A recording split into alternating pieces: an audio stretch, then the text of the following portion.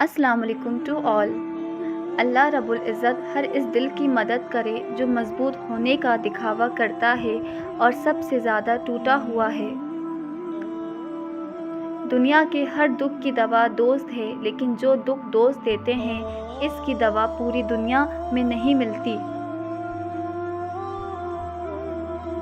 نماز کے لیے دنیا کو چھوڑ دو، لیکن دنیا کے لیے نماز کو نہیں چھوڑو، یہی تمہاری اصل کامیابی ہے۔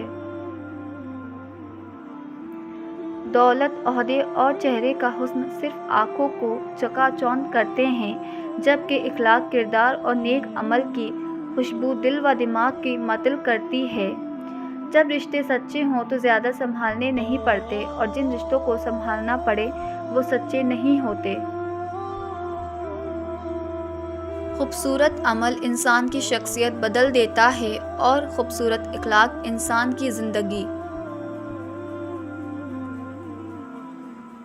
زندگی میں ہمیشہ وہ لوگ پرسکون رہتے ہیں جو پوری نہ ہونے والی خواہشوں سے زیادہ ان نعمتوں پر شکر کرتے ہیں جو انہیں اللہ نے عطا کی ہے۔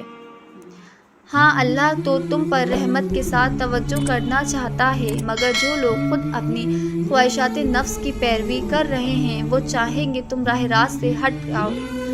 ہم ہنس کے چھپا لیتے ہیں غم اپنا، لوگ ہمیں دیکھ کر ہم جیسا بننے کی دعا کرتے ہیں۔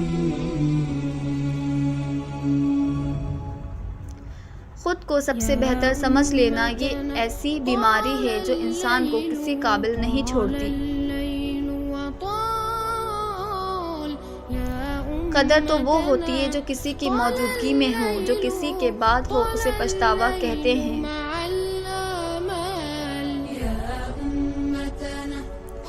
دعا نصیب والوں کو ملتی ہے، اس لیے جب کوئی آپ کو دعا دے تو اس کے لفظوں پر صدق دل سے آمین کہو۔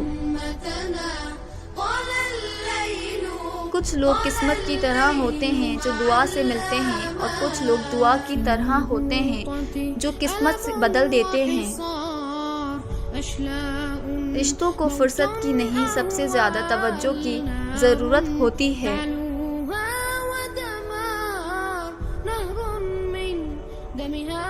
آپ کے الفاظ، آپ کا رویہ کسی کے آنسوؤں کا سبب بھی بن سکتے ہیں۔ کسی کی مسکراہٹ بھی مسلمان کو صرف مسکراہٹ کی وجہ بننا چاہیے۔ یہ دنیا بہت پرکشش ہے، اپنی رنگینیوں سے انسان کو خود میں سمیٹ لیتی ہے۔ اس سے بچنا بہتر ہوتا ہے، کیونکہ جو اس میں کھو جاتا ہے نا اسے بے مول کر دیتی ہے۔ ہم چاہتے ہیں جو برا کرے یا جو برا ہوا اس کے ساتھ اس سے بھی زیادہ برا ہو، بس ایک ہی خواہش کی وجہ سے ہم اس برے انسان سے بھی زیادہ برے بن جاتے ہیں۔ اس کو معاف کر کے معاملہ اللہ پاک پہ چھوڑ دیں، یہی اس کے لیے سزا کافی ہے۔ If you like my video, so like, share and subscribe. Until next time, Allah Hafiz.